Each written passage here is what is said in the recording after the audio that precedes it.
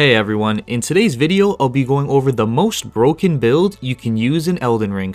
The best part about this is the requirements are so low for this setup, you won't even have to respec your stats.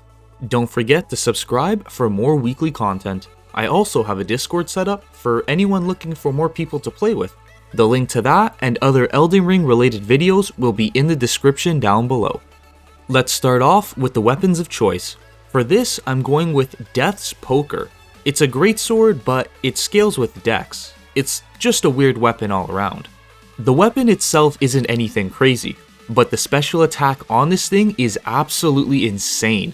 It chunks health from enemies like it's nothing. The special attack has a few different variations you can use. The first one is you just lunge your sword forward and create this ball of flames in front of you. Afterwards, it explodes, dealing some good damage. The second variation is after using the special attack and the ball of flames appears in front of you, hit it with a light attack, and this will make the fire shoot forward along the ground, dealing a ridiculous amount of damage. The last variation is the same setup, but you use a heavy attack, which then creates a bigger explosion in front of you.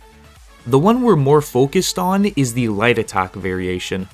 Also, this weapon applies frost, so all of these attacks will build up really fast and deal some extra damage. This weapon does use a bit of mana, but the damage you get out of this is completely worth it.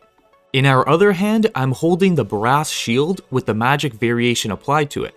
With this, we're not using it for protection. This thing is going to deal even more damage than Death's Poker's special attack, and I'll show you exactly how. The first thing you'll need for this shield trick is the Ash of War Carrion Retaliation. This just absorbs magic attacks and gives you 3 little swords that shoot out at nearby enemies. But for some reason, you can make this do way more damage than what it was intended for. The second thing you'll need are glintstone scrap, which you can buy from the twin sisters at the round table. They cost a little bit, but the damage you can get from them is more than worth it. All you have to do to activate the shield's crazy amount of damage is to first use the glintstone scrap, then parry with your shield. You should spawn 3 swords above your head. From what I've seen, I've been able to hit for around 3000 damage per use. It does also cost a little bit of mana as well, but not too much. The only drawback to this is you can only have 10 with you at a time, so it's best to save these for the stronger enemies. And in the meantime, use our other weapon, Death's Poker. Now I'll go over the best tiers for the Flask of Wondrous Physic and Talismans to use with this setup. I want to mention that you don't need anything else for this build to work, but these will help make it better.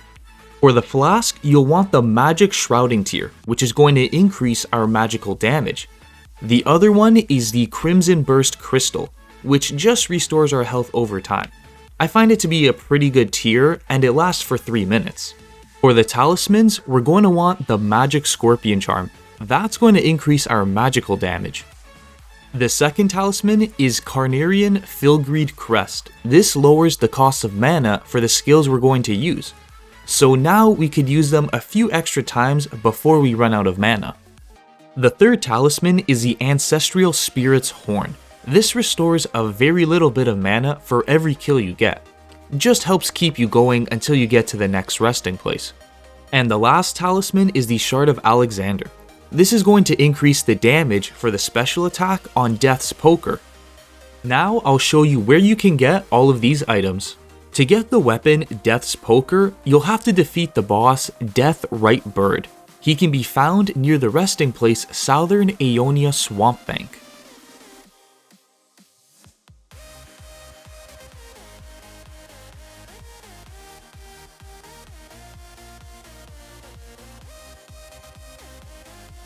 The Carnarian Ash of War can be bought from Peta, who is located near the resting place Ronnie's Rise.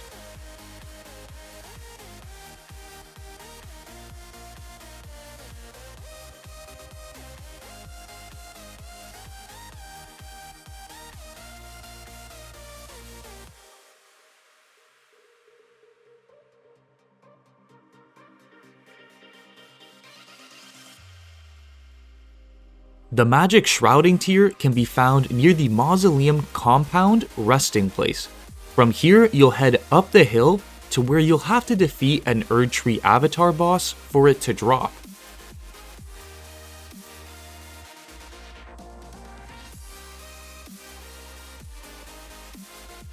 To get the Crimson Burst Crystal Tier, you'll want to reach the Church of Pilgrimage resting area.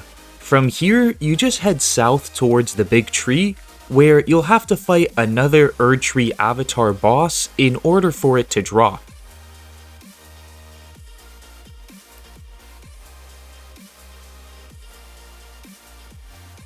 The Magic Scorpion Charm can be acquired after completing Celavis' questline. He can be found near Ronnie's Rise resting place.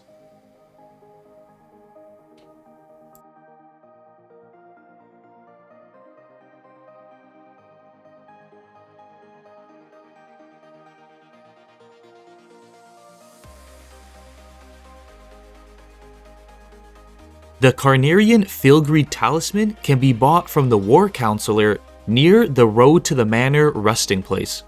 But for him to sell it, you will need to kill an enemy at the Forlom Hound Evergal that's located near the Agil Lake South resting place.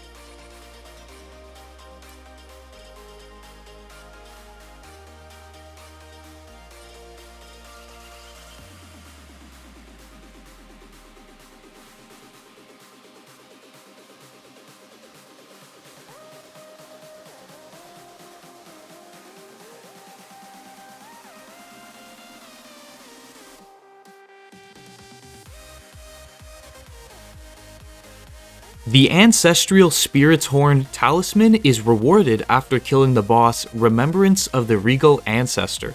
You can find this boss in the Eternal City Underground, near the resting place, the Ancestral Woods.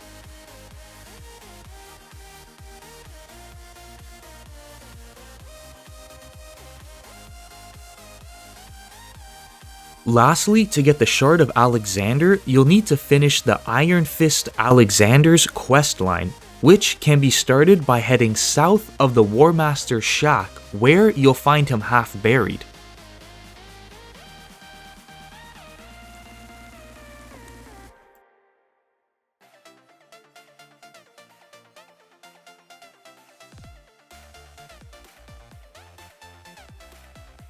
Lastly, I'll go over the stats required for this build to work. You'll need a minimum of 16 strength, 17 dex, and 11 intelligence. Nothing crazy and easily manageable.